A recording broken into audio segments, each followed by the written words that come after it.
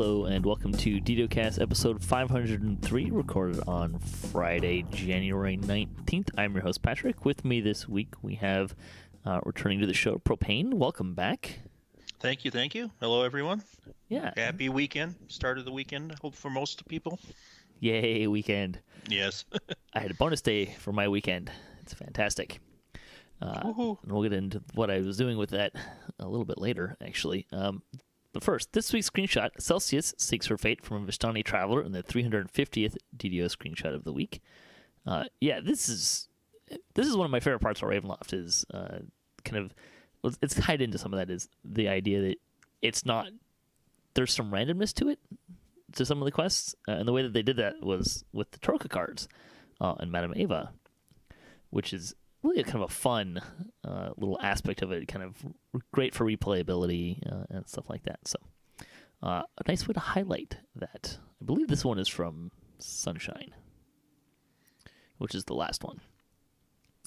We like to talk about Dungeons & Dragons online nearly every weekend. You can watch us through Twitch, YouTube, the DDO forums, iTunes, or from our website, DDOCast.com. DDOCast is hosted by Cyber Ears, the awesome podcast hosting network.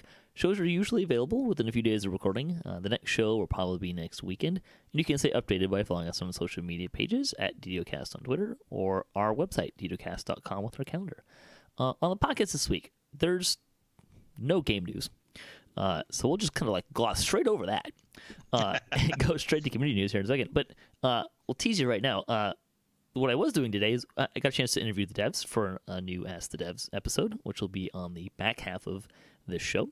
Talking about kind of a post Ravenloft. Hey, Ravenloft is here. Tell us about what that was like. Some of the thinking behind some of the way they did loot and sentient weapons and all that kind of stuff. So really hope you enjoy that. Looking forward to that. But before we do that, let's talk about what news we can, which means, like I said, we're just going to gloss right over game news because there really wasn't any, besides, hey, this bug is fixed in the next patch and that kind of a thing. And we're going to talk about community news.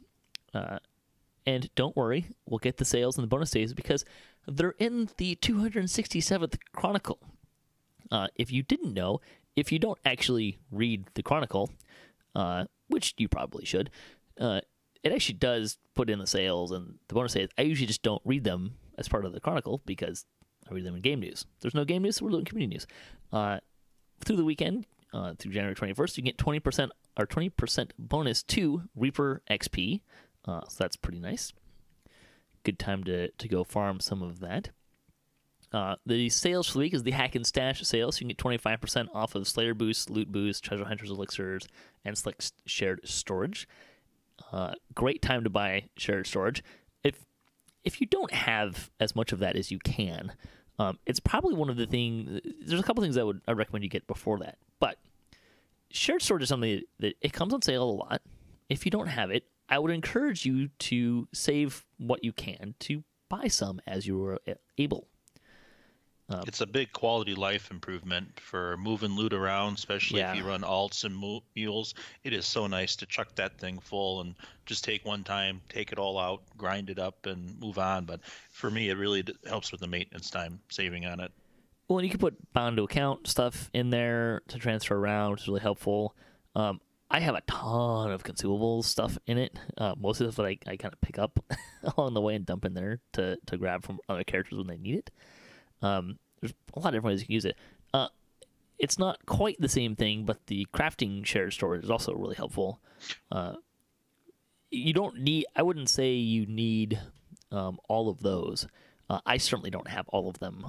I do have as much shared storage as I can get. I pretty much buy it whenever the new one is, whenever it comes on sale, percent off sale, not just on sale. Yeah, the crafting storage is real nice. You put all your augments in there, your sealed, your shards, your remnants, and stuff that you don't know which character is going to need. You kind of throw it all in the pile, and it's searchable too, which helps a little bit. If it was not searchable, it would not be usable. Almost. Yeah, you have to be a little careful about how things stack in there because some things only stack one at a time. So there's a really weird thing with the discs that come from Inspired Quarter. Will stack in one slot they'll stack however many number in one slot in a bag, but in the crafting storage and your inventory, they only stack once, one at a time. So that can use your space. I do utilize a particular character. Before there was any of the crafting shared storage, I had a character that I just bought a big ingredient bag that I put all my scroll seals and shards in. I usually kind of pull them out into him every once in a while just to kind of keep some space clear, again, because I don't have as much as you can have. But I think most players, particularly if you're a newer player and you are kind of wondering what you should save money for on this crafting storage thing, you probably don't have as many stacks of prayer beads and other random collectibles that you don't have to deal with, so you probably won't need as many spaces as those people. But anyways, there's some thoughts on storage that you didn't ask for. You're welcome. The freebie for the week is Lasting Potion of Resist Acid plus 10. You get 5 of those with the coupon code ACIDRES, R-E-S, through January 25th. The spotlights for the week, coming from the Chronicle again. Fumbles and Fame is a newer Twitch channel featuring DDO, live streaming, and D&D tabletop playing. I like this name, by the way. Probably because if I go back and think about all the times that I played pen and paper, fumbles are generally some of the more entertaining moments that we still remember. Like the time where our fighter cleaved the wizard in twain. Some incredible drops, falls. Yeah. Spectacular failures. They're notable. Also, we got a shout out for DDOCast is back for season 3. We play on Tuesday nights. We got a shout out in the Chronicle there. The Guild for the Week, Beg for Mercy, is a new guild on Argonescent looking for other players who are very familiar with DDO's content. If you have a completionist, want to help others, have a great attitude, send an in-game mail to Nimzi, or you can visit the Chronicle to learn more. The comment, which is interesting, is a little ahead of the game here because I don't think it's actually here yet. What advice do you have for a new player of the Risia Ice Games? So thoughts, I would try to find a few random loot items that would benefit from the icy bursts that you can pass around for twink gear to help them level up. Something with righteousness on is always nice. Keen is nice, especially that level 2, 4, 8, 10. So it's a nice little burst you can have at the lower levels to help you just get through them. I think the icy burst adds minimum level to them now. I haven't done it for years.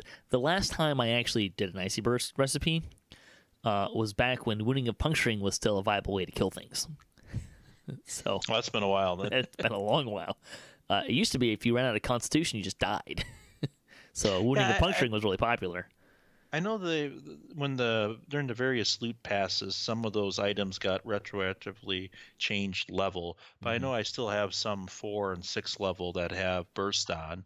So if you can find a righteous keen scimitar level 4, throw a burst on it, that really adds quite a bit of power to it at that level. Yeah, I'm not really sure how it plays with minimum levels in today's environment. My advice would be to get a pair of ice skates. If you're going to do Risa Ice Games, and as far as I know, you have to buy them in the store, which is a little unfortunate. But if you're going to do it, get a pair of ice skates. It's nigh impossible without them. You can also check out there's probably some YouTube videos still of how to do it. It's not too complicated, although it is very much a Mario skills thing. Yes. Although I've heard the Bogwater Tavern is a little easier if you can figure it out, but I never figured it out. It was something I always did by myself, which was like kind of a tweener time thing, so I just did it in the harbor. See, fan site news. We got a shout out for our review of Ravenloft, episode 502. That will finish next week, the third part, by the way, and for episode 504. DDO Players News decides not to blink in episode 162. City caps characters. Pineleaf gets sealed in amber. A Very Bad Guild talks numbers. Mickey ran some newer raids. McVegan Pants gets into thrilling heroics in her latest live stream. Even runs heroic Ravenloft quests in the newest Streamin' with Even. Bard Life quests on Kyber. King Kaz streams every Saturday on DDO Stream. Bachelor is in Barovia. on Fridays on Ice, and Squishy Caster ran Diplomatic Immunity, and Golden Cat runs a Good Quest for Beginners. That's a lot of people doing stuff, and they're all pretty much streaming it as well, which is pretty awesome. Now, I've noticed just at least running around Sarlona, there are a lot of ungilded people running around, which suggests to me there's new people or people returning to the game. So I always get excited when I see more ungilded people running around. Yeah, I think Ravenloft kind of is bringing his people into the game for sure, but there's been... It's been kind of a snowballing effect. Like, some people in DDO have really kind of gotten into the streaming thing, and then more people are like, hey, that's kind of neat. Maybe I'll do that. Which is awesome, which is why we have that long list of people that are doing it. It's pretty awesome to see all that. And if you want to watch what other people are doing, or maybe just see how other people do a quest, there you go. You always can pick up a new trick or tip here and there. I've mentioned this a few times, but I probably played this game for a year and a half, I think, before I realized you could have more than one hotbar on your screen, like you could undock them. And the reason I figured that out was because I saw a picture that someone had taken of their screen for a completely different reason. And it was one of those mind-blown kind of things. Like, oh my gosh, this could completely change how I play this game. You could have more than one hotbar at a time. Let's see.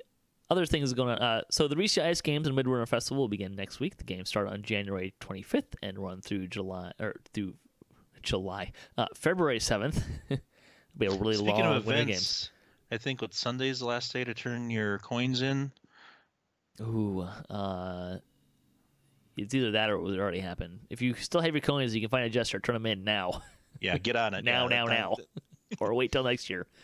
Don't throw them away. You can use them next year. But let's see.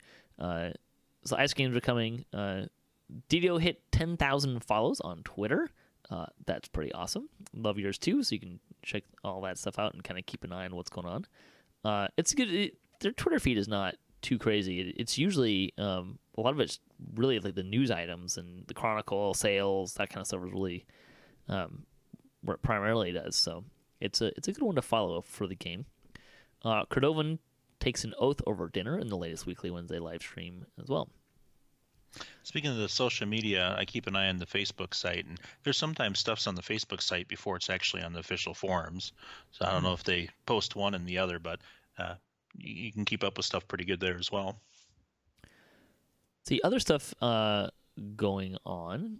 Let's see, BioBreak, which is SIP's blog, has a blog about DDO adventures are better with friends. So he was running a couple quests with some friends and kind of talked about how that experience differed from what he had been experiencing. I think he just actually moved to, I want to say he moved to Caneth, and had a blog about it because he wasn't finding enough people where he was. So he went to where some people he knew were and is having a little bit more fun with having friends. Right? Let's see. DDOCast news. DDOCast Plat is back, as I mentioned. We had our first episode of Season 3 this week. We played with explosives. I think I only blew 1 or 2 people up and undermined this time around. We're playing permadeath, so it wasn't quite as... Although, that didn't really change how I tried to blow people up. But if you want to have fun, take a group of permadeath characters with an explosive streak and undermine or blown to bits. It gets entertaining quickly. So that'll be every Tuesday, or most Tuesdays, 5:30 p.m. Pacific time on our Twitch feed. Also, announce our winners for our... we had a couple contests with episode 500. So we had an Ultimate Ravenloft code. So if you wanted... basically, we were giving away a code for the Ultimate Bundle of Ravenloft, which is generously donated by Standing Stone Games. The winner of the code was Ricewell on Argonessen. The judged winner, so you had to submit a picture and a caption saying why you should get the code, why you deserve the code, and ask some of the people that help with the show and are guests on the show, and the damsels and some people like that. And did a little calculus based on what they said. Calculus or calculations? No, calculus. Oh, wow. It's one of those things, like the first there was not a high degree of overlap in the judging. It wasn't like 4 people said this is the top person. So I had to kind of do a little bit of math and kind of tabulate the results, kind of a thing, which I think speaks to how kind of even it was. And we'll link to, I made a forum post on this and put a document together so you can view the different submissions. I'm not going to post each of them in the forums because that would be like 40 pictures, and I have a document. You can check it out if you want to see all of the submissions. But the winner was Chihiro on Kalana, who gets 1,000 points. Congratulations. Let's see. We also had our coupon code for 30 days of VIP. That went to Pastor 2112, and this was just our DDOCast, celebrating DDOCast 500. And then so this submission was say, hey, congratulations. And then my favorite one for that, I didn't ask other people, I just judged this one. So Earthbound Misfit got 1,000 points for his submission on that. So thanks everyone for participating. Enjoy your prizes. I also will have some hats for probably everyone who did the Ravenloft thing, and probably some extras which I forgot what to do with there. So that's what's going on in the game. Let's talk about Lightning Post. So this came from, we're talking last week, some of the news and update 37 patch 2, as well as our second half of our Mists of Ravenloft review. Amber Cyan wrote in regarding riding the storm out. He said there was some talk about the gear requirement being too rough. He questioned that, said the minimum level for the raid is 27. If you are level 27, even on a first live character and can't find an electrical absorption item, and on normal you only need 1 plus the Twist of Energy Sheath, you're doing something wrong. It's the 27 minimum level that keeps the raid from being run more often. At least that's the case on Wayfinder. We're just finding 12 characters online at any given time, where 27 plus is a rare event. Yeah, I have a couple of thoughts on that. One, I think level 27 restriction, I agree, that does certainly limit, obviously, the number of players that can run it. I think people have a tendency, though, to think it's easier than it is to get an electrical absorption item and energy sheath, particularly for a player who is new or is just getting to that level for the first time. Assuming, unless you actually picked an Arcane Destiny as your first Destiny, you probably have to go through an Epic Past Life to get back around to the Arcane Sphere anyway. So I don't know that I necessarily agree that it's super easy to find and get either of those things. I wouldn't say it's overly difficult, but I think people put a little bit too much stock in how easy it is. It takes some effort. I mean, even if you run the giant hold chain, it takes some effort to go ahead and do that, and it more likely to show up on the end reward list, but you may have to run the cycle twice. Yeah, there's a couple of places you can find it. Naturally, of course, you could craft it. A new player is probably not going to be able to craft it. Again, I'm not saying it's hard. I just think I have often run into people who say, no, this is really easy. This is all you need to run. I disagree. In any case, I think he hit the nail on the head, though, that level 27 gating is probably more restrictive. I'm sure they did that because if they didn't, people would die more often and have a worse experience with this raid. Have you run Riding the Storm out? Yeah, I've ran it a couple times. We had a group that was running it once a week for, I think, 5 or 6 weeks, and then the ETR bug got us, and we're leveling up again. Yeah. I agree. The level 27, you get some guys that have several past lives. Especially with the Epic Destiny tree filled out, you can have some level 25, 26 characters that are pretty powerful that I think would outperform some 28 first lifers. So I think the level 27, I appreciate putting some level on it, but I think 25 would be more than sufficient. Well, what was your first experience with it like? It was a bloody mess. First time in there, it was a bloody mess. I'm sure. And depending on one of our guys has got a turning cleric, and that really is a step in making it easier to go. Otherwise, taking care of the skeletons, getting the casters taken care of, it goes better or worse depending on the group. I think we've been completing it every time, but some runs have been much smoother and less painful than others based on the group makeup. The other thing, which we didn't really talk about, we're talking about the electrical thing last week or just now until now. A lot of people don't realize that the skeletons can actually cast the electrical strike as well. So if you leave one behind, or if you're in the end fight, you get knocked down and then you jump back up, you can get hit successively very quickly, and it can really ramp up very fast. It's one of the things I don't like about the mechanic, is how is that can happen so quickly. One of our end fights, we ended up dragging a whole bunch of mobs underneath the end fight area, and we just got nuked on top. We had the D-door recall, regroup, clean up all the trash, and then the end fight went much, much better. So yeah, if they can't get you, curves. they'll zap you forever. So it can be pretty brutal. So yeah, I don't know. I don't think it's as easy as people tend to think about getting that electrical stuff. In any case, I think even a new player, unless you kind of understand until you understand what's going on, it could still be pretty punitive. Moving on. Muskie Elon says he doesn't think the hitching has to do with graphics or computer power. He has a 6-core, 12-thread CPU, 16 gig RAM, and 8 gig Vega 56 GPU. Seems to hit right when at the beginning of an encounter when he casts his first spell. Yeah, I would agree. It's not. I recently got a new computer myself, and I still have the freezing limitations as well. So I also don't think it's limited to casters because I've had it. I don't tend to play a lot of casters these days. I don't build wizards very well. So. Yeah, I heard some of my guildies have been trying to figure it out as far as what behavior sometimes causes the glitching, and there's some discussion about new sounds, that if you do something that creates a new sound, sometimes that happens, sometimes not. So if you go in and cast the first spell each time and there's a sound associated with that, maybe try casting that spell before you get in combat, just see what happens. Yeah.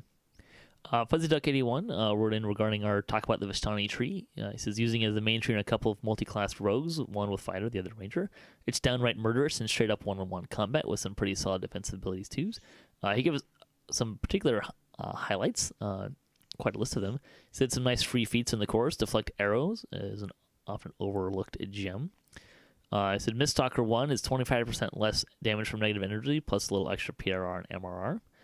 The Vistani Fortune is nice buffs and duration is the same as cooldown, so it can technically keep it up all the time, though in reality it's a hit before start fight or hope for the stat boost to edge yourself over the DC stat requirement. So Weapon Versatility, melee and range power are now interchangeable for attacks. Huge damage boost for shuriken throwers in particular, since monks get almost no range power but can stack up melee power pretty easily. Yeah, that's been really popular amongst my circle of friends as well. Haste boost, now in any class can get it if you spare 8 action points required. Yeah, haste boost is probably the best action boost around. Fan of Knives is surprisingly powerful if you got some halfway decent range power, but from his experimentation it still appears to benefit from the kinetic critical chance. We should mention the weapon versatility, as he points out. It only applies to attacks, not abilities that scale with melee or range power. Those still scale, which whatever it says they are. Deadly Blades, +1 W damage is great, and being centered with knives is nice too. But his parents don't be misled into making dagger-based monks, though it can help with the DR breaking. Instead, think of it mainly as a bonus for epics, and just ditch the armor and make it Grandmaster Flowers far more fun to level. He's got a point there. Yeah. Although I would say, if you are a shuriken guy, I would still recommend Deadly Blades because you're already a thrower. This lets you use throwing daggers. It should let you use throwing daggers as well, not just shurikens. So open up your options a little bit. So you missed Stalker 4, level drain immunity. It's 100% awesome. This is why you should be a Warforged. They have that too. Combined with Deathblock item, augment its permanent non-dispellable Death Ward. Frankly, he's been redoing enhancements on a few builds to fit this in if at all possible, while still being able to have top-tier enhancements in another tree. Vendetta, he likes the idea, but don't actually use that one. It's just too short a duration. Yeah. And he said, Blessed Blades giving DR breaking and Ghost Touch doesn't appear to work, but it's still a +5 weapon attack with relatively short cooldown, so a winner. Yeah, there you go. Have you been playing with Vistani very much? A little bit. I have 12 Ranger, 8 Monk I've been playing around with. One thing I liked initially is the skin of whatever weapons you have. They'll do the point down. So I was looking through some of my cosmetic weapons, and I think there's some of the Lord of Blades scimitars that look pretty mean pointed down. Yeah, you can do some fun things with the cosmetics with that. So I haven't. That character's just got a couple levels in the epic, so I'm just starting to flex the muscles on it. But so far, I like the look, and I do agree the single target damage is pretty nice. Yeah, I recently, I hadn't done it yet when we were talking about this, but I recently converted my rogue, my level 20 full assassin rogue, into daggers and threw a bunch of points into Vistani. Wow, I am impressed by how much better he plays now. Plus, the animation's really cool, but yeah, he plays a lot stronger now. Actually, it's actually a little bit surprising. I took out basically most of the points I spent in Acrobat and dumped them into there, and then said, "Wow, this is really awesome. I want this one too," and then pulled some more points out other places. Yeah, it's tough choices on the points, especially on the rogues. So that's always good. They have the tough choices. I was pleasantly surprised to see how well the throwing daggers worked. It's respectable damage. I mean, it's not full on many shot, but it's worth throwing. Yeah, I've been a little torn if I should take the because I didn't take the ranged melee boost thing, the flip flop one, mostly because I don't usually use a lot of range. But he's not really a dagger guy either. He's got some great crossbows, and I was kind of trying to figure out if I want to get some of the stuff that's more range focused in this, and maybe use those a little bit more often. I haven't made that commitment yet. I may later, but yeah, I don't think it's to the point of being a primary DPS mode. It's secondary.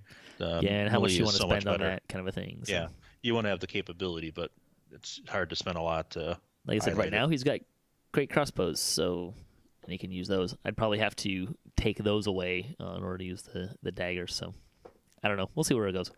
Our question for the week comes from Kirkos on Orion. It says he's asking for tips for getting groups for seldom run quests, especially at level. My first thought to answer this question is utilize your social networks. This is why being in a guild can be really beneficial, or having a channel with a loose group of friends, that kind of a thing. Because what it allows you to do is kind of leverage those groups to do that with. So if, hey, I want to run this quest, you can usually find at least get a party started. It's always easier to put up an LFM and get a party formed if you already have 3 people in the party as opposed to just yourself. Yeah, if you get a couple people in, yeah, it makes it so much easier. So that's kind of the thing that I would point to the most. I realize that's not going to work for everyone because of that, because everyone's not going to be in a guild, or you might be out at the wrong time. But that's kind of the thing I point to first. Do you have any thoughts? I was just thinking in LFM you could definitely post favor and X House and first time XP, but you haven't done it yet. More of a teaser reminder. If it's not commonly run, it should be extra favor, and then obviously the first time bonus. Yeah, and if you're in a static group, again, that makes it a little bit easier because you can kind of plan some of that stuff out and say, hey, let's go do something different, that kind of thing. But it can be hard.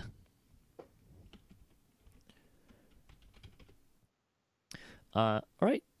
Well, let's close out the show here. Anything you want to say on the way out here? Just glad to be back. Hope everyone's having fun enjoying the new content.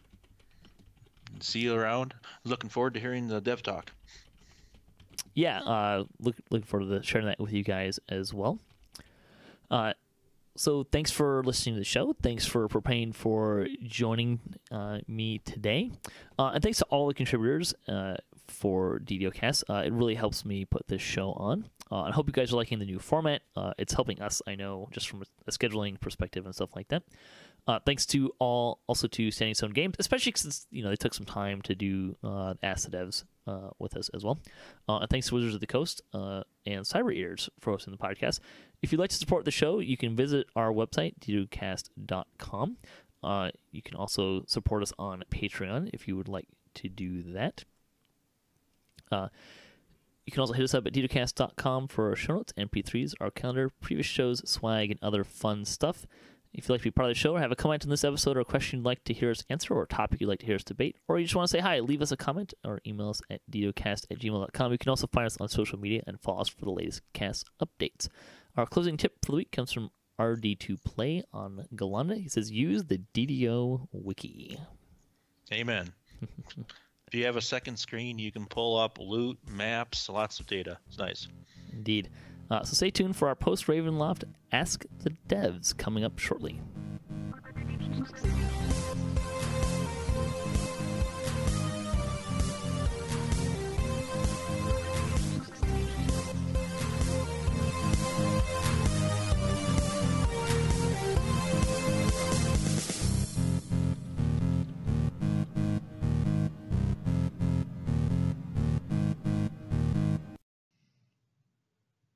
Hello and welcome to the devs for another round of Ask the Devs post Ravenloft. Congratulations, you guys made it through year 1 of SSG. We did, yeah. Which, if I recall, was fairly ambitious because you became a new studio. Which, I mean, I kind of figured you guys kind of had a little bit of an easier time in that you were essentially just kind of became a new studio from an old studio. We'll talk about that. But you had Mordor on the Lotro side, and then you had Ravenloft. Yeah, in addition to just sort of the regular kind of cadence of updates and that we wanted to do. So yeah, we tackled 2 really big projects in addition to our regular stuff last year. But we couldn't have been happier with the way it all turned out. So. Yeah. Well, so we'll just start out saying congratulations. We've got Cordovan, the community manager for SSG. Why don't you take a moment to introduce everybody? Sure. First off, I think on camera left here will be Nohbob, and then Knockback in the middle. Hello. And Steelstar on the right. Hey. Great. And I just want to take a moment to kind of extrapolate a little more on Standing Stone Games, because you're just, like a year and a month old now? Yeah. Yeah, something like that. So what's that transition been like, going from being like a bigger studio, or at least backed by Warner Brothers and all that stuff, to now just Standing Stone Games? What has that transition looked like for you guys? I think for a lot of the day in and day out, it actually hasn't changed a ton for us. I mean, in terms of, say, getting out our updates and that, I mean, a lot of the work that we did previously, we're still doing now at the same scope. I mean, it's true, although we have, Daybreak as a publisher now, too, so we still do have their support. But I mean, I think a lot of what we do on the day-to-day side really actually hasn't changed all that much. What has somewhat changed is we have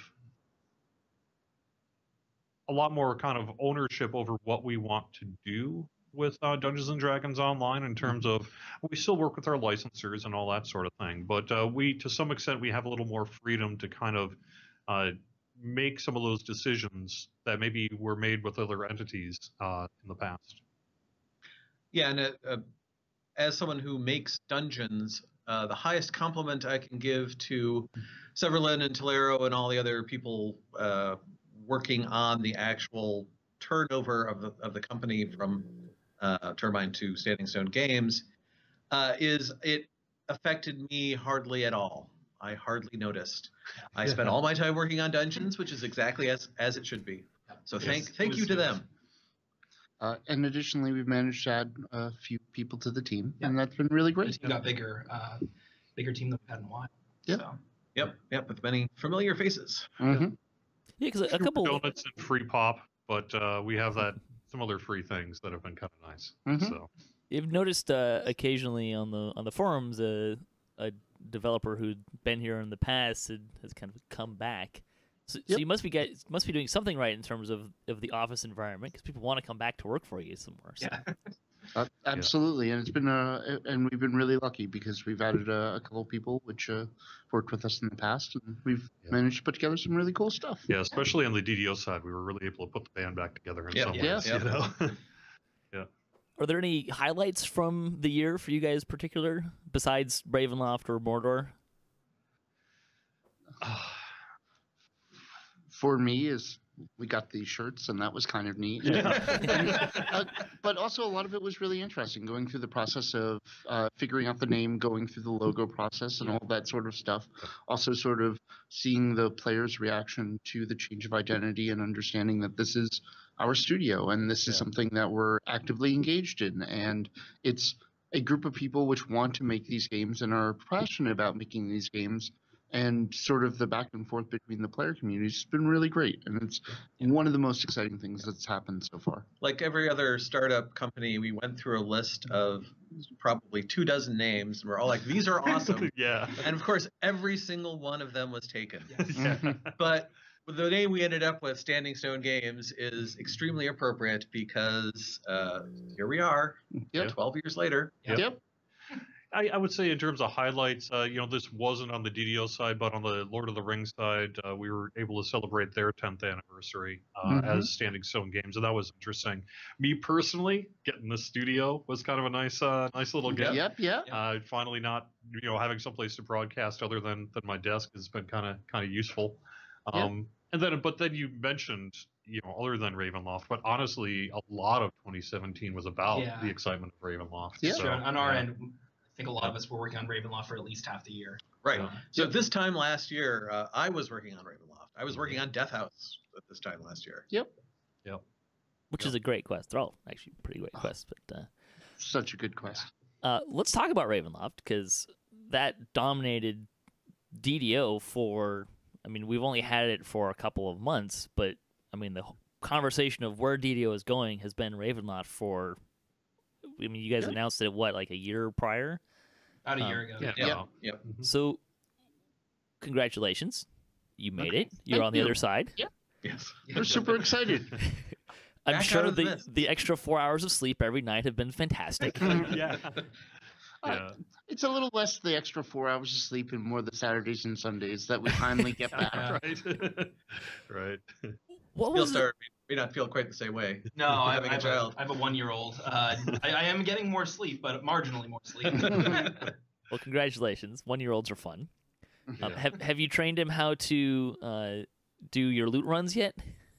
Oh, not yet. But occasionally when I'm on the forums, she tries to poke around my laptop. So that may explain some of the goo goo gagas in some of your... If you see me post any strange posts from Steelstar are definitely her. So what was it like trying to adapt such a large and iconic body of work? Because you've adapted some things before. We've got Haunted Halls and Assault on the Slave Lord and Untitled Elemental Evil, which are all some of aesthetically and in the storyline probably some of the highlights in DDO. Mm-hmm. But this was so much bigger than that. Yeah, because if you think of, although to some extent Haunted Halls was written as a campaign-style module back in the day, as Ed Greenwood says, but Ravenloft in particular was both a module and a campaign set in a way that some of the others were not. It was a massive undertaking, but it was in some ways easier than it might sound, because Wizards of the Coast had published Curse of Strahd, and they were interested in us doing in 2016. And they were interested in us doing Curse of Strahd, which, summarized and put in one place everything we needed to do. So when it came to building the landscape for Barovia, we're like, okay, there's this nice big map that comes in Curse of Strahd. We will do the map. That's exactly what we did.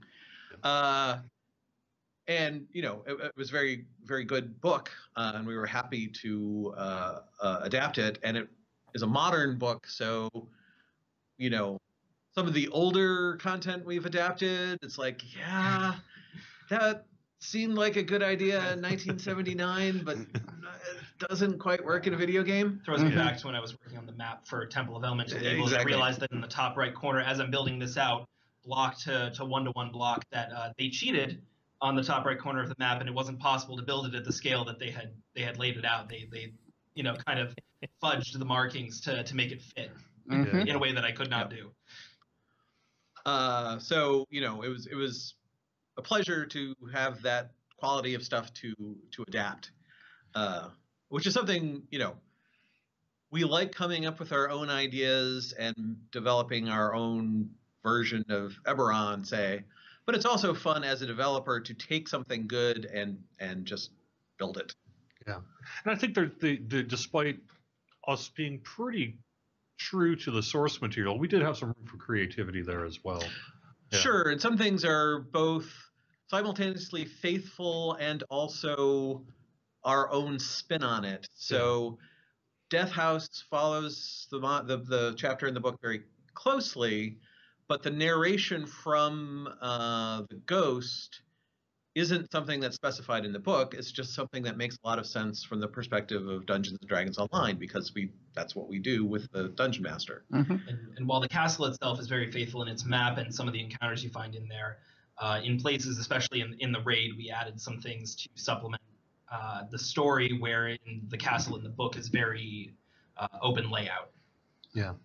It was neat seeing Torque having the big castle, the actual, say, pen and paper map open and bringing that to life inside of the game. That was one of the neater aspects for me to see come to fruition in Ravenloft. And to this day, it helps. If you actually have that book and have that map, it helps a little bit. I look at that map when I'm running the dungeon on live. I would say also in terms of process, we had a general sense of scope. How much of Ravenloft could we put into this expansion? So we knew that we would have, at least one large Barovian wilderness area and a general sense of how many quests we were going to have. Yeah. Mm-hmm. And so I think it gave us an opportunity to kind of look through that source material and say, okay, we want to do Death House. We want to do this section. We want to do this section. Well, we obviously need to have Castle Ravenloft, and clearly Strahd's got to be the big raid, although we had room for a second raid with Babylon Saga. So. And that was also another space where we had a lot of we had enough flexibility where we could make a memorable and interesting and engaging space, but still remain faithful to this is the story of Babylon Saga, and this is the effect, and this is sort of how her hut interacts with players, given the module and also given the setting. Did you guys mostly... You have not had a house that tried to kill you in DDO before. I know. Did you guys mostly use the newer book, or were you guys also referencing some of the older material? We referenced the older material for some of the pictures, like of Strahd on the balcony. We wanted to make sure you could go to that balcony and stand on it. And some details here and there, but it was, 95% Curse of Strahd, because Curse of Strahd, actually does all fit together, whereas some of the older stuff doesn't necessarily, because it was a little bit more piecemeal. Yeah. And also, Wizards wanted us to do Curse of Strahd. Yeah. And thankfully, Curse of Strahd actually borrows heavily from its source material. Well, yes, and Castle Ravenloft in Curse of Strahd is basically Castle Ravenloft from the original module. Hardly any changes. Yep. But we also had a lot of knowledge of those types of different things, and so kind of looking over it and having an understanding of the setting and sort of the direction of where it's gone and where it progressed to is... We have a lot of those older books and modules here as well that we did refer to from time to time, especially if Curse of Strahd didn't cover a particular subject that we wanted to know about. Yep. Was it kind of fun having a little bit more of a horror theme than maybe we kind of used to? So it was a thrill for me, both because I'm a big Ravenloft fan and because I'm sort of Mr. Horror Dungeon on DDO. I'm the one who did Missing, for example, and A Study in Sable, which was kind of our tip of the hat to Ravenloft before we knew we could actually do Ravenloft. So it was great to actually do that for an entire expansion and really just sort of soak in the atmosphere for a long time. And, there are sort of different flavors of it. There's the haunted house, there's the vampire castle, there's the grim fairy tale. And then there's also a Mad Tea Party, which is a kind of a different sort of horror story. It's just the horror story where you realize there is no good solution. Kill them all. That's a good solution. And not many good people in that entire story. Yeah. Indeed. Did you run into any particular challenges while you were creating Ravenloft? Yes. Countless. Just like any other development, right? It's all about overcoming the challenges. The size of the scope and the breadth of the landscape itself was something that we hadn't done, and the world, we were lucky enough to get some world building help over from the Lotro team, Ross Glover and a couple other people came in and pitched in, and they were instrumental in helping us to bring that stuff to life. Also, just trying to remain mostly faithful to the material while manipulating that material to account for our gameplay. Sure. So there are certain things about the content where it's just we had to make it into a DDO dungeon because otherwise you would be done with it in 2 minutes. Yeah. If we did Argynvostholt the way it was done in the book, you could go talk to Vladimir Horngard immediately and not have to do anything else, which is not a DDO dungeon. Yeah. So we made changes here and there, and we had to identify where those changes were. The thing that was the biggest challenge for me is that we had a list of priorities, as we always do when making things, and you're always like, are we going to get this thing, or are we not going to get it? And when will I know when we're going to get it? And the thing that was on that list that was always on the verge of being cut was the Shambling Mound. Yeah. And I really wanted the Shambling Mound, and we got it, and we got a whole bunch of new animations for it, which we weren't expecting. Yeah. But it was after the first Lamania, wasn't it? Yeah, no. The first Lamania, they were just kobolds in place of every show. Exactly. Yeah. On my end, the real struggle was balancing that I was primarily working on both the Strahd raid and the loot at the same time, with Linnabel's help on the loot. But the Strahd raid was very large and particularly complicated. It has a lot of randomized elements to it. And the loot plan was very, very large, trying to balance getting loot that was going to work for a large variety of different builds, so there was something for nearly everybody, getting some brand new things in there, making sure that the raid loot kind of shown, and the fact that it was more new items than we've ever put out in a single DDO update. There was somewhere between 200 and 300 items, if you account for both heroic and epic and the raids. I was going to say, I think that might be the most items we've had to do for an update. The largest before that was one of the old Necro. I think that when Necro 4 first came out, there were about 100 items in that update, and this was more than double that. And then on top of that, you figure, as we said, we not only had to do quest, wilderness, and raid loot, but we also had sentient items on top of that. So it was the itemization and work making was sure the massive. plan we had was going to meet up with what was being worked on the sentient end. And building aspects of it, and also coming up with sort of the system and method in which we were going to come up with voices, how the voices were going to interact with the players and sort of interact with the setting, and also what was the item progression side of that, and how do we make that compelling and interesting to players. I'm overall pretty happy with how the loot came out in the update. We ended up with no helmets, but hopefully helmets in the next couple updates. Nice.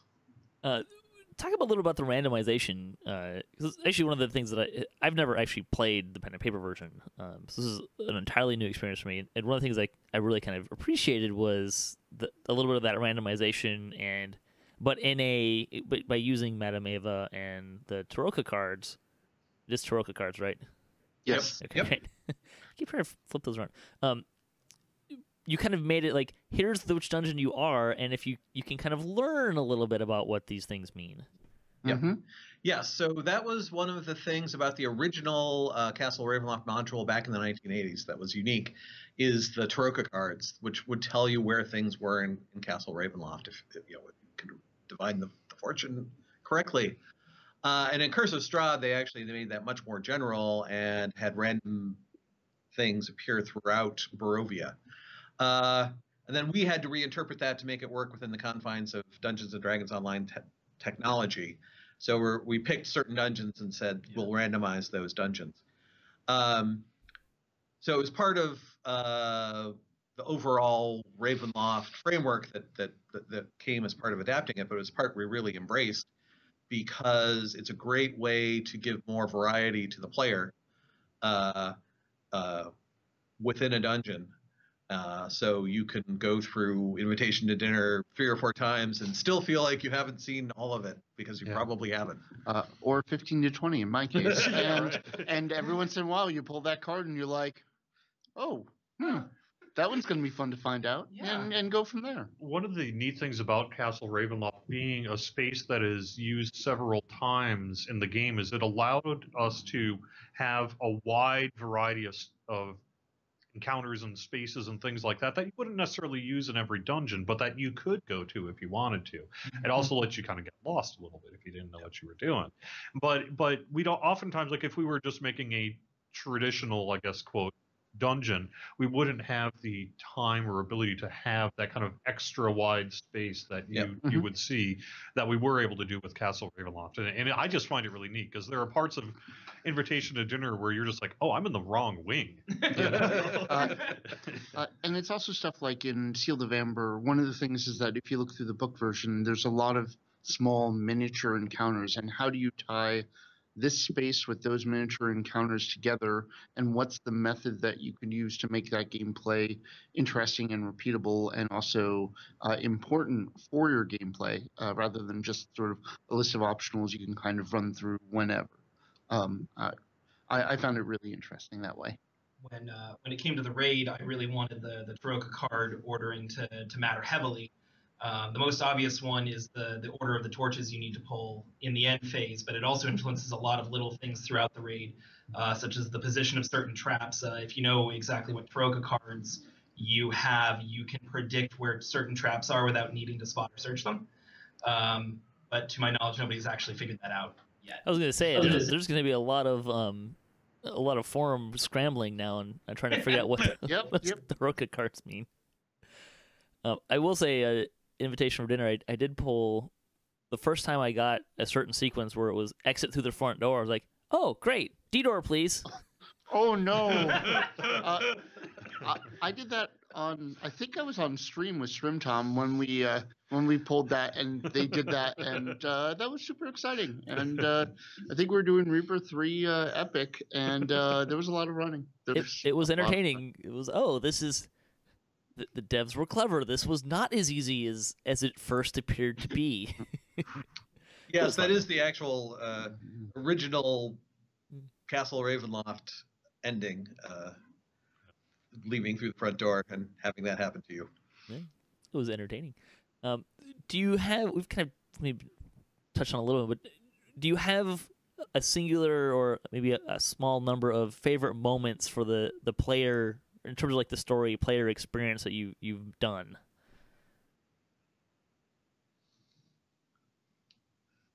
For me, it's watching people on Twitch play Death House and seeing how they react to the things that they find and the things that they hear from the DM, where, you put stuff in and you hope people react to it, but you don't really know if it will play. And seeing it work is like, oh, wow. I successfully pulled off the magic trick. Yeah. So that, in terms of stuff I worked on, that's one of my favorite things. In terms of, Invitation to Dinner, in terms of things I didn't work on, is definitely my favorite experience, because I still haven't seen all of it. Yeah. I might sound like a jerk with this one. I really enjoy seeing a Curse of Strahd run go well, and then see their healer get blown off the top of the spiral staircase down to the bottom, because that tower took a long time to put together, and I really enjoy actually seeing people get through it, but also seeing it go just really sideways. I almost had a Curse of Strahd run that went completely sideways because the guy with the sun sword died right as Strahd fell down. No. And I managed to pull a Houdini trick and grab the sword and shove it in. Nice. But I had that moment of, oh God, I'm going to have to find this in my inventory. Oh wait, I don't need to find it in my inventory. Pick it up, go. Yeah. For me, it's sort of twofold in the Babala Saga raid. The first time the hut gets up and actually picks someone and chases them, that moment of what's going on, ow, and then just seeing that person run around the outside of it is really gratifying to me, along with when you watch the first pot land on their head and they're blinded and are now moving towards the thing. I really like that moment. I also like the coordination aspects in the raid. I love watching the group of puzzle tile spinners do the puzzle below me while I'm working on mine, and know like where they're at and where we're at, and sort of coordinating those portions. Those are some of my favorite kind of moments and stuff that I worked on. When do we get the pot cosmetic helmet? Oh, it's so good. Well, that's something that we'll have to think about. Yeah. I think some of our artists might be really sad if we allowed you to run around with a large pot over your head the entire time. But it'll just give you permanent blindness. So. Yeah, okay, well, that's fine. It could be a new Night Revels potion. You know, like the pumpkin and skull heads. It could be a cooking pot. I like the way you think. Yeah. Well done. The other thing that I really love are the individual encounters that you sometimes find, like you find an absent-minded lich. What are you supposed to do to this guy? And then the sort of trial and error of trying to figure out how to restore his mind, and the aspects and sort of the decision points that you have based around that. There's some very D&D parts of Ravenloft that I think were really successful there, that I was just so happy to see come together. Like I'm thinking, there's the quest, the Mad Tea Party, right? Where you go into the room and there's the lady who's acting very strange, and she gives you this thing of dialogue. And I happen to play a lot of clerics and Favored Souls, and I was like, what would happen if I cast this spell on her? And to see that actually work the way I kind of like imagined in my head it might. There's a whole bunch of moments like that in Ravenloft that I just really, really appreciate. So that particular moment is a combination of Wizards putting some of that information into the original module, and then Flimsy Firewood being Flimsy Firewood and saying, that's got to go in. We can't not put that in. Yeah. There's a lot of great moments like that, and some of which are there's so many like different directions you can go. I'm thinking like Temple of Amber and Madhouse or Mad Tea Party and the Castle Ravenloft. There's so many different directions you can go, and so much of that is off the path that if you kind of go the short direct route and then have to go in a different direction occasionally, you find new things on all those subsequent run-throughs. Absolutely. And one other thing that I want to mention is standing on the balcony after you leave the top of the tower in the first invitation at dinner and looking down and seeing like the village below you, and then looking around and seeing sort of the breadth and depth of the landscape is just amazing. So here's the thing, that this is the interesting thing about working with good source material. We absolutely, like I said, we put a bunch of work into putting that balcony in so you could recreate the shot from the first edition Curse of Ravenloft with your character. What we did not plan, but just happened because we had a great landscape and it's a DDO, is the whole feather falling down back into the village of Barovia. That just fell out. It wasn't like us thinking of it. It was definitely a cool moment because I, again, not having had the Ravenloft background, but the first time I got to that point of like, oh, I can go out. Cool, let's take me to the front door. Oh, whoa, I'm on top of the castle. Yep. There are going to be so many screenshots of the week submissions from here. Surprisingly, not as many as you think. Yeah, it's a little bit randomized whether or not you get to go up there, but it is kind of a fun little moment of seeing the whole castle and everything there. So, and then I played with like, can I land on this part of the castle? I can. This is fun. Yeah. I want to talk a little bit about the Vistani Knife Fighter tree, which is a new enhancement tree, a universal one. Can you just kind of give us a somewhat brief understanding? What goes into creating a universal tree? So I'm going to start with one part, and it's sort of the moment of inspiration. And one of the things that Sev really loved is the concept of fighting with two daggers down. Like, he deeply wanted that in game, and he deeply wanted it in a very important way and in some method of using it. And so our animators went out, and our animator did a fantastic job of making an animation set. And then maybe some of the tree evolved from the want to use that fighting style. We've had pieces of it around for actually a long time. And it finally came together for this. So. And incidentally, this is an elaboration on Ravenloft lore. There's nothing in Ravenloft that says that Vistani do or do not fight with knives. But we figured it's more or less fit, and a knife tree was awesome. So. And the executive producers behind a certain idea, so. Yeah, yeah. But it wasn't just Sev's kind of desire to have a dagger down fighting style. It was also our main animator who did the work on it. So it was like, well, what if it looked like this? And everyone was just like, that. That. Yeah. Some of it was just, how cool is this? We should make it into something that players can do. And another thing is simply, for a universal tree, you look for things that would support a wide variety of classes or play styles, and that capture something about Dungeons and Dragons that isn't currently captured. Yeah. I was a little surprised, actually, how many different... Because you say, okay, it's going to be a knife fighter. You immediately think, okay, well, rogues and fighters are... Yep. But I mean, there's people out there with clerics. I have a sneaking suspicion Steelstar has an artificer daggers down character. I actually am running around. I've been running around with one of those at level 10 just this afternoon. Yep. Yeah.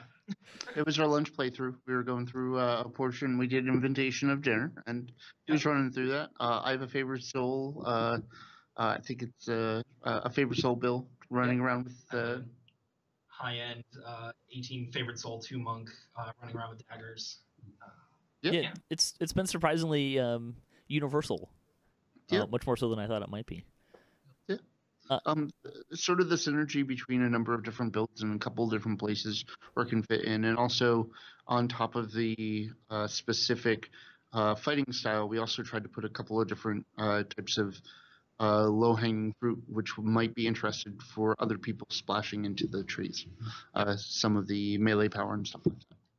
I have seen there's one person I run with occasionally who utilized the tree and cosmetics to run with Kopesh's down. Oh yeah, nice. Yeah, it gets a little weird with cosmetics, but yeah, it was kind of entertaining. I would like to let's talk about sentient weapons a little bit because that was a pretty big new system. What were some of the challenges you guys had to work through to make that happen? It began many years ago. Oh my gosh. When we first announced sentient weapons, 2014 January producers letter, so like 4 years ago. Yeah, there was a myriad and wider range of difficulties and challenges of coming up with a system that was approachable and interesting to players, and also sort of we wanted something that sort of rounded out more of the epic level sort of feel to the game, and then and it was sort of just a wide array of, okay, we have a concept of a personality. How do we get people to still be able to use most of the weapons that they're using, but also convey that personality? So we had to just make a decision of, do we want the weapon to have the personality, or do we want a separate entity to have a personality which you can put into a weapon that you use? Given sort of the depth and breadth of how DDO works, it made a lot more sense for us to sort of separate those two pieces out. And it also allowed us to sort of attach the upgrade system to the specific concept of the gem rather than attaching it to the weapon. Yeah. And so players are in the process of updating that gem, and if they decide that they want to change to a different voice, they have methods of going through that. Or different weapons, too. Like, if you think of like, say, a Thunderforge, for example, you make the Thunderforge weapon, and then that's the weapon. If you want to make another one, you can. Yep. But with Sentient, we wanted to give it a lot of flexibility. So you have the ability to really take that personality with the benefits and apply it as you sort of go through different weapons or different styles, different past lives, whatever it is you want to do with it. One of the big things that was kind of a hang-up, I think, on sentient weapons in terms of the length of time it took to really find the right place for it was there was an initial design which was sort of an item that levels up with you. And that actually sort of came out in one of the producers' letters, I believe, back in 15. Yeah. But we ultimately decided, just through a whole lot of kind of trial and error and design discussion, to not go that route, because the challenge you have with something that levels with you is how do you both allow that to happen while also not sort of getting rid of all the work you've done and all the other loot in the game. Right. But we wanted to retain the ability to kind of have that sort of level of flexibility with sentient weapons. So I think our final design plan, where it adds benefits to your weapons also keep the benefits that they already have, and you're adding power to your sentient weapon, but you can take that personality and jewel and that work and transmogrify it, put it move it around to different items with you.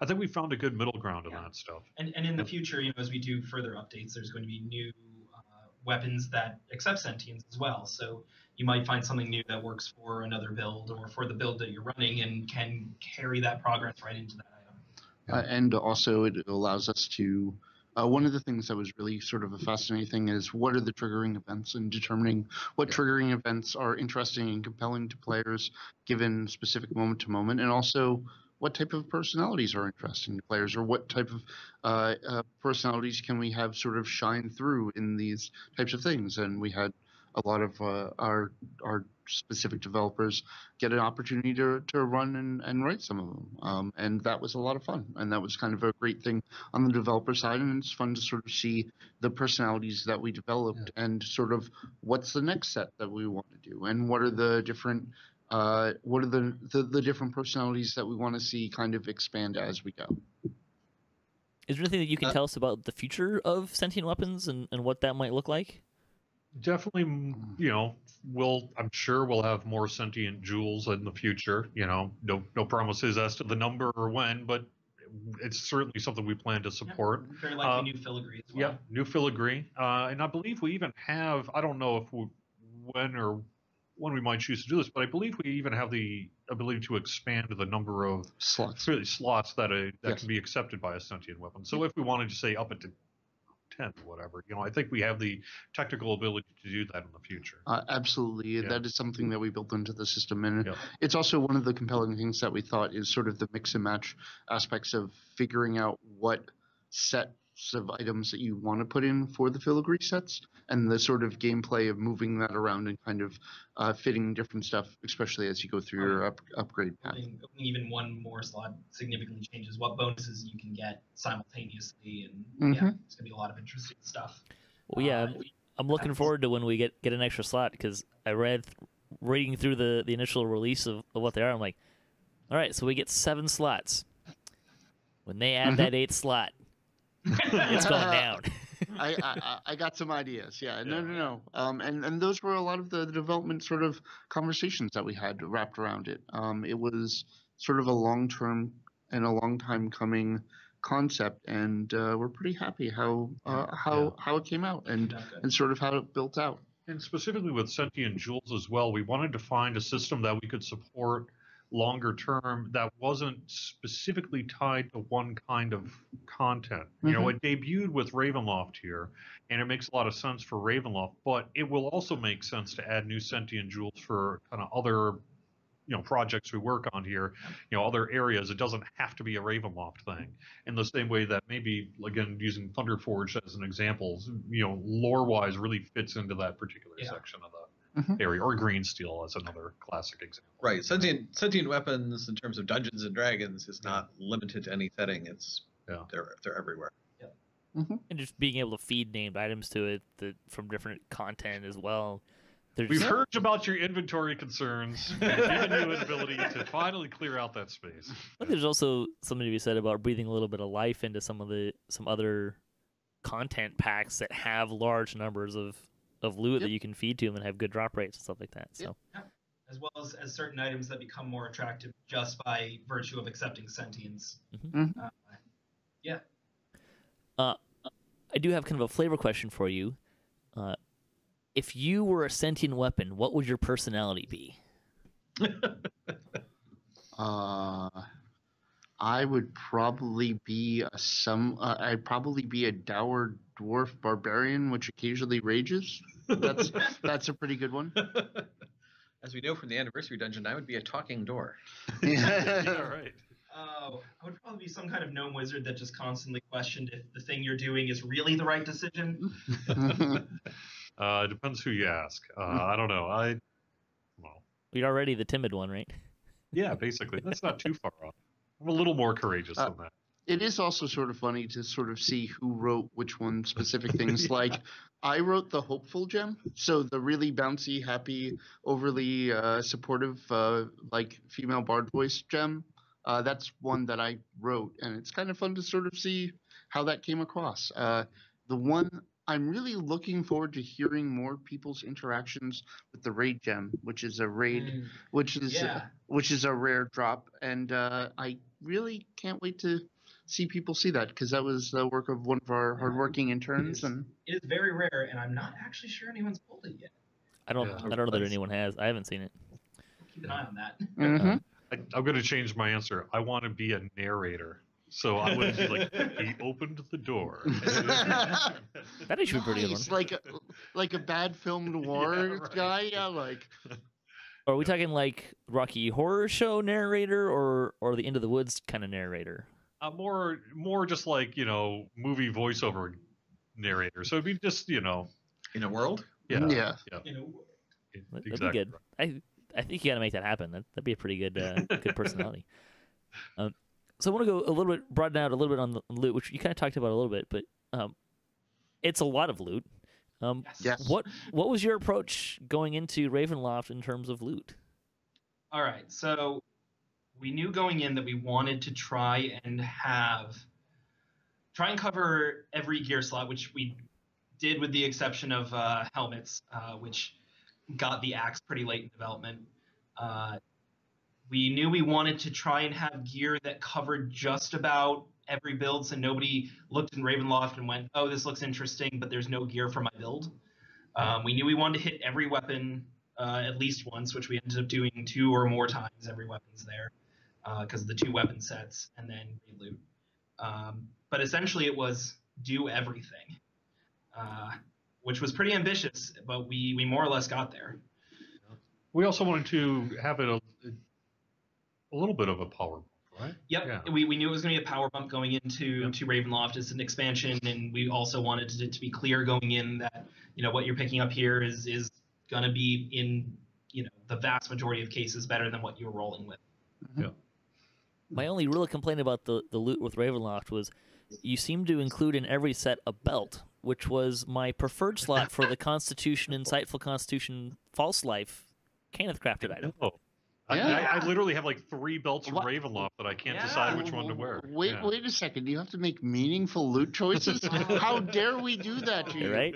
I mean, right now I have the problem of do I want to wear the enhancement acid, because I run an acid arrow build as my raid person. Do I want to run that, or do I want to run the 3-piece set bonus for Silent Avenger?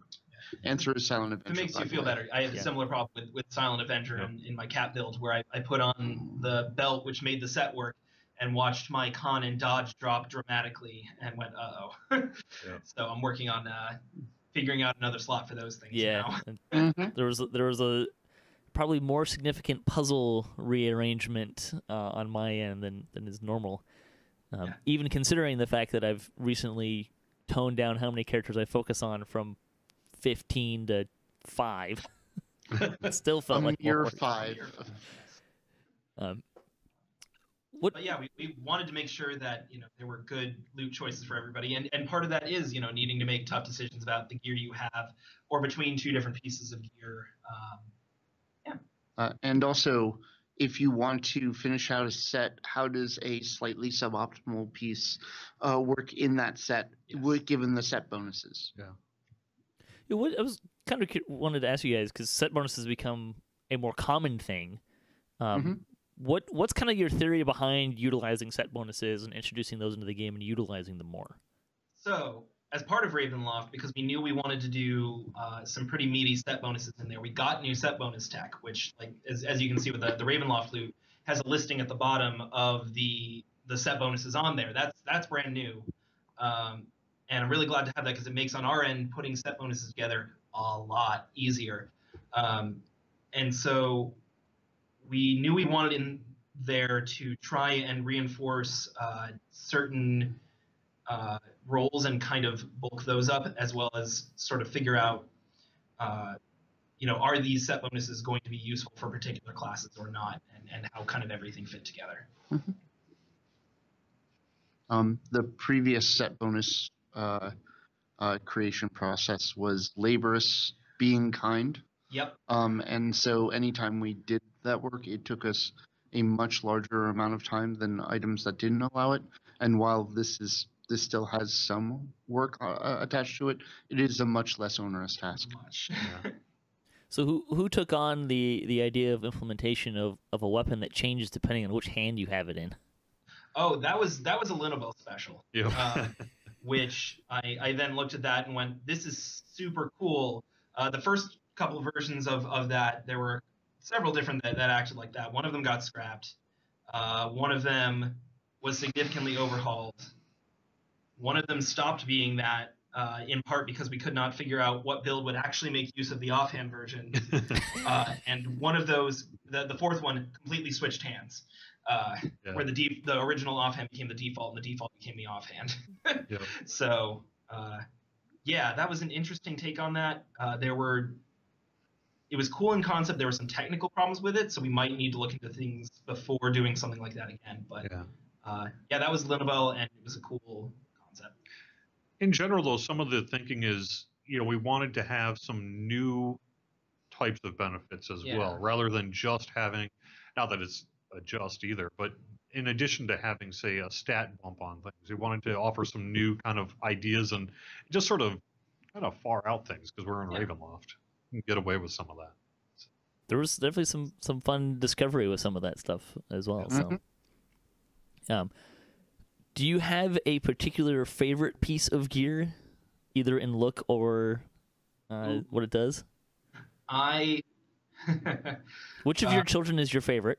See, here's the problem, though. None of these guys know what their... Well, some the people you do know what their actual names are, but I'm thinking a lot of it's going to be, Arrow 3. No. Well, I'm going to go right out with the Warforged docents ended up being some of my favorites because they have the gear sets of some of the armors kind of placed over the Warforged bodies. So the ones that are part of the Silent Avenger set that come out of the quests and the one that comes out of the raid are both of the coats. The quest one is the same coat in a different color as the fleshy light armor, and the raid one is the same one in gray of Van Richten's coat, and those look really cool, I think, on a Warforged, because you just have a jacket over the cool Warforged body.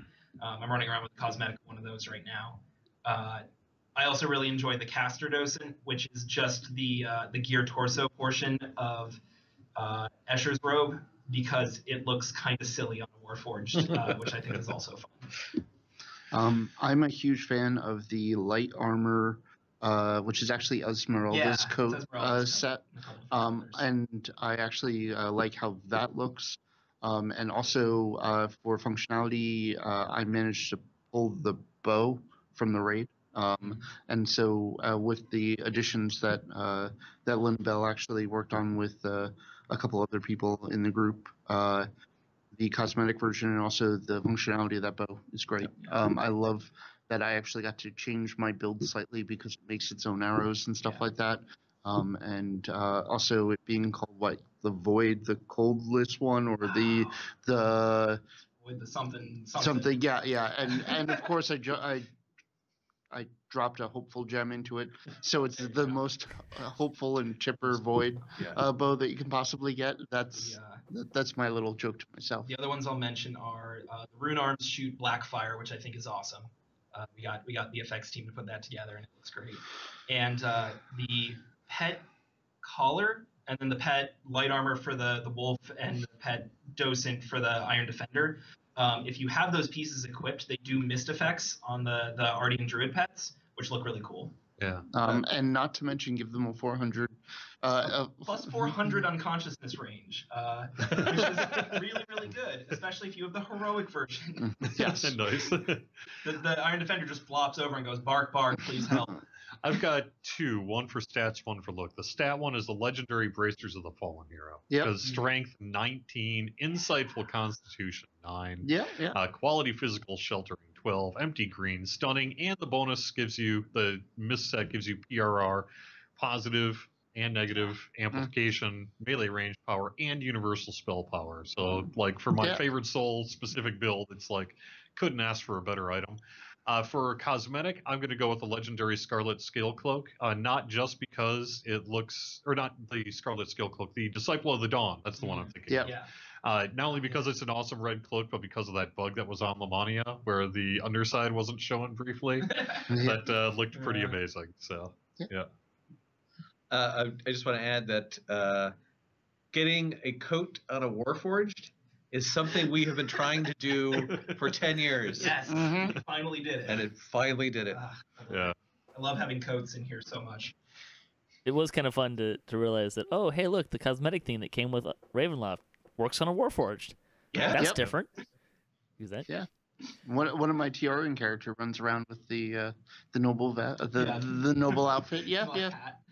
I have to wear the mask. I'm an artificer, so I need the bonus skills.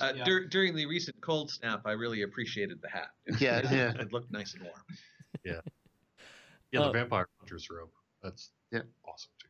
The outfit that Ravenloft. Yeah, there's a lot of great cosmetic stuff. Our team did really just knockout job on all of Ravenloft. Yeah. I think I need to. I got the wrong armor on my paladin from the Curse of Strahd raid, but I figure I have a mirror or two just kind of sitting around that needs to be utilized on that thing. So the problem is I know a bunch of characters are going to wear that armor anyways. So choices. I wanted to give a little bit of space. Ravenloft has been dominating the future of DDO for a year plus. We've made it. We're there. What's next? What can you tell us about what's coming next? I know you're still working on the producer's letter, so there's some stuff we can't unfortunately share yet. But we're right on the cusp of being able to tell you certainly the first half of 2018, and we're pretty darn close, but we want to get the producer's letter out first, so it's not going to include, but we're really close to basically having 2018 in general locked down. But we're just not quite ready to say that stuff publicly in terms of the content plans. But we could talk a little bit about some of the systems, the kind of things that we have. There's a couple things I can talk about. I'm working right now on the anniversary event, the anniversary party that we've been running since the 10th anniversary. Right around anniversary time, there's some new items that Linabelle and I have been cooking up, including a couple new caster sticks that I think are going to be really cool. In addition to anniversary stuff, I'm then working, hopefully, on Artificer's Third Tree, which is going to be Renegade Master Maker, and that's going to be interesting. Yeah. Now, who's a what now? Renegade Mastermaker. It was one of the prestige classes for artificers in 3.5. It's a bit of a different take than the book take, but I think it's going to be interesting, and I think people are going to really like it. There's also some other class work that's going on. Yes.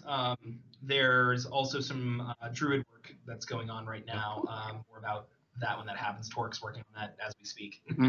And a little bit of content stuff. I'm right now working on getting a head start a little bit on our Night Revel stuff. I'm working on converting the current instance setup that we have into something which is much more akin to a challenge, and then a couple of different dungeon or encounter stuff that will go along with it.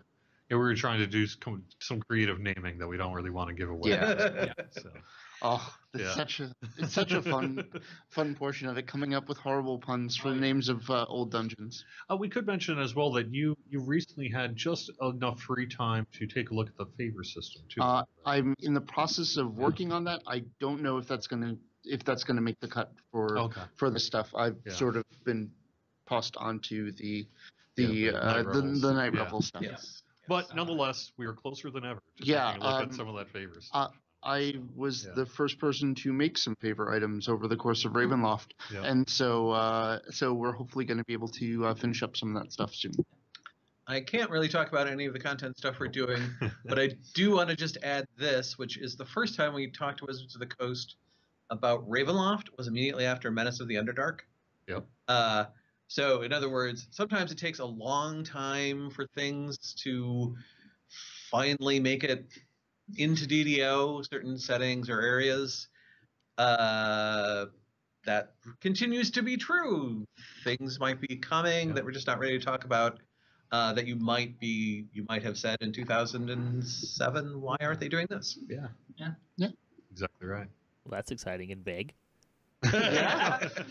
Well, you see, we didn't actually have Severlin here, so we can't spoil everything. I think that was, a little bit on our side, but it's probably a little less, worrisome on all of our parts. I had the chance to finally infract Linnabill on the forums for a good reason.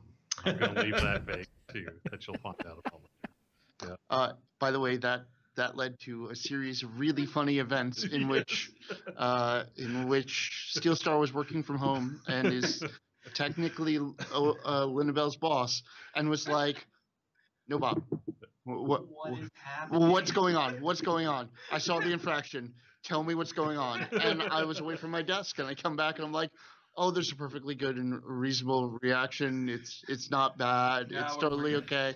But that was a fun about 30 minutes of panic. It was pretty good. Yeah. It was pretty good. I should point out that there are community guidelines about against talking about other people's infractions, Mr. Community Manager. That's true, but it's at the discretion of the moderators. So you have to infract yourself.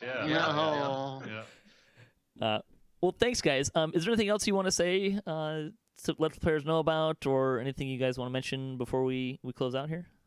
Just that we are working on that producer's letter. It should be out sooner rather than later. I don't want to give a time frame and then be wrong about it, but let's say within the next couple of weeks it should be out there. So, and thanks for all your support. The number of people which have picked up Ravenloft and have jumped into it has been great, and sort of the community support of the work that we did throughout the year, sort of as Standing Stone Games and everything like that, has been magnificent. It's been really great. Huge thanks to all of people which have been on social media and on Twitch and on any of the different channels. We really appreciate all of your input and all of the stuff. So thank you guys so much. We really appreciate it. Hear, hear. Well, thanks for listening. Join us next time. We'll be doing finishing our review of Mr. Ravenloft. We've got one more part for that. Thank you to my guests here, Cordovan, Nohbob, Knockback, and Steelstar from Standing Stone Games, taking some time out of your busy work schedule to spend some time with the players. If you'd like to support the show, you can visit our website, DDOCast.com, or you can support us on Patreon. You can also find show notes, past shows, swag, all that stuff on our website. You can also find us on social media. You can follow us for latest cast updates. I'm at DDOCast on Twitter. Jerry, where can people follow Standing Stone Games?